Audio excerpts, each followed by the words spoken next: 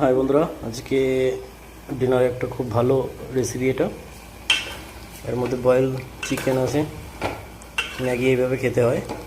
একটা নতুন প্রসেস দেখে নাও। এইভাবে ম্যাগি করে খেলে হেলদিও হবে, ব্যাপারটা খুব সুস্বাদু হবে। চিকেন আছে 250 গ্রাম মতো, ছোটো ছোটো করে কাটা, তেলও নেই।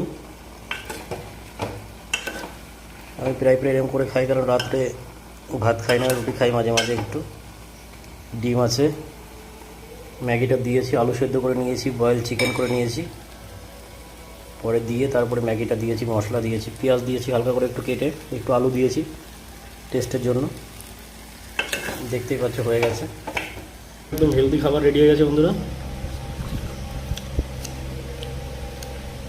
সুপার খেতে, সুপার, একদম পুরো হেলদি খাবার, কোনো তেল নেই, চিকেন আছে, ডিম আছে।